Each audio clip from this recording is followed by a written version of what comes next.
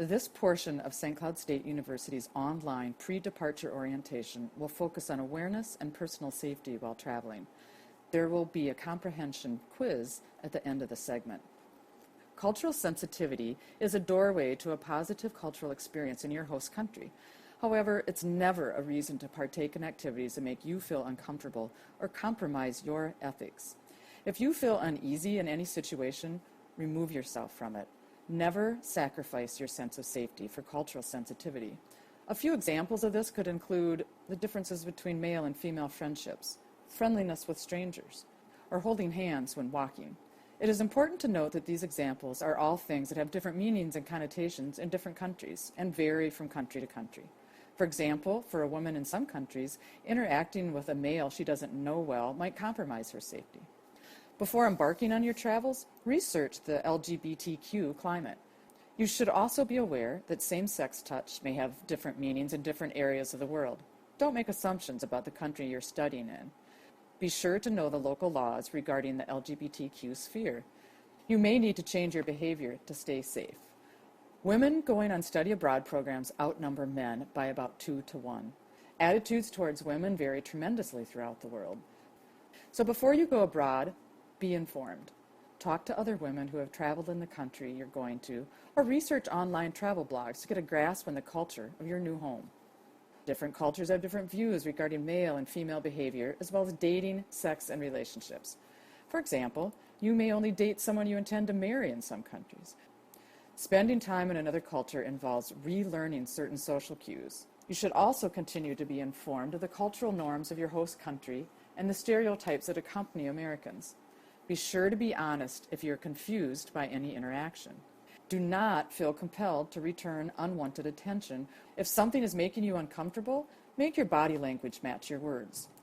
When approached by a stranger, keep interactions to a minimum. Some effective techniques if someone is giving you attention that is unwanted include ignoring, pretending ignorance, or feigning confusion. Also, move away from the situation. If these methods don't work, be assertive. The broken record technique is one way to address this situation. All that is just continuing to say no, no matter what the other person says. We hope that everyone has, of course, a wonderful experience studying abroad. We do have to talk about some difficult topics. There are several factors that can increase risk of sexual assault, including being a tourist and standing out, not knowing local customs, not knowing the language well, or being out late or in high crime areas, and believing it can never happen to you. We also know from a UN report on narcotics that date rape drugs are on the rise worldwide. So when you are out at a bar or club, only accept drinks from the bartender and never leave your drink unattended. It is also important to be able to recognize signs of manipulation. Some signs of manipulation include establishing premature trust, being charming for self-gain, providing too many details as a tactic, typecasting to get you to respond, unsolicited or false promises, and simply discounting your use of the word no. There are several ways you can minimize your risk. For women, make friends with the other women in your host country and learn the norms and ways to stay safe and protect yourself. Travel together and know where you are going ahead of time. Additionally, familiarize yourself with phrases and gestures that may be interpreted as signaling sexual availability. Another thing that can increase your risk to several kinds of crime is drinking beyond your limits. It is important to not feel pressured to drink. However, if you do choose to partake in alcohol consumption, there are a few factors that can help minimize the risk that generally accompanies it. If you do choose to drink, do so in moderation, and again, never leave your drinks unattended. While the bartender is making your drink, watch as it is being mixed. When you notice suspicious activity while you're out, don't be a bystander. It can be helpful to take a self-defense class before you go.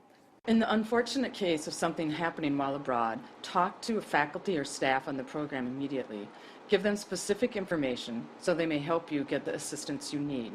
You can also call the emergency number at St. Cloud State University for immediate assistance by contacting the St. Cloud State Public Safety Department. They have an international 24-hour, 7 days a week contact, and you can ask them to contact other resources on campus. If you want to talk to someone confidentially, you may call the Gender Violence Prevention Program or email the coordinator at either of the following addresses you see on your screen. Now that you have completed this portion of the orientation, you may proceed to the comprehension quiz. created using Powtoon.